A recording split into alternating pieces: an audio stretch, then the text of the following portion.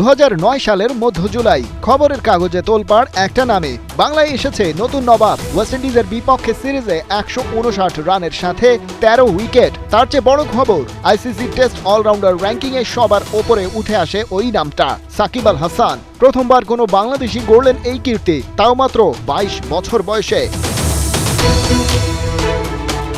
সেই থেকে শুরু, মিস্টার 75-কে পেছনে ফিরে তাকাতে হয়নি আর। লাল বলের ক্রিকেট দিয়ে প্রথম, তারপর ওয়ানডে আর টি-20 টপ পজিশনটাও নিয়েছেন দখলে। তবে এবার যেন গেছেন ঝরে, সাকিব আল হাসান কোথাও নেই।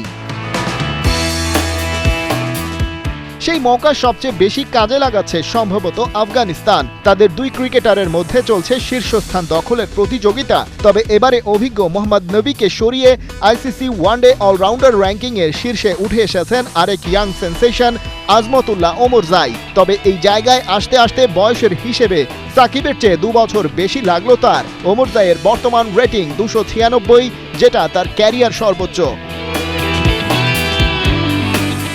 আফগান অলরাউন্ডার লিডার বোর্ডের চূড়ায় ওঠার পেছনে এক্সিলারেটর হিসেবে কাজ করেছে মূলত তার চ্যাম্পিয়ন্স ট্রফির পারফরম্যান্স। ইংল্যান্ডের বিপক্ষে 5 উইকেট আর অস্ট্রেলিয়ার সাথে পেয়েছেন 50।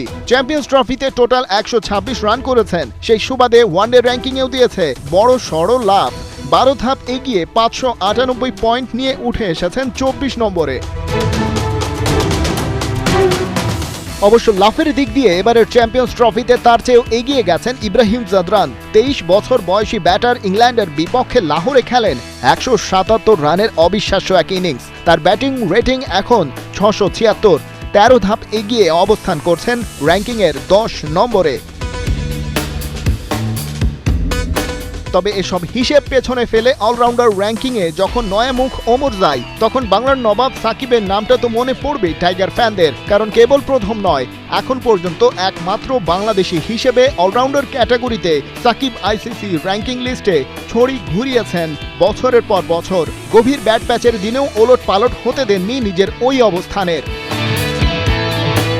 খালিদ জামিল, 71।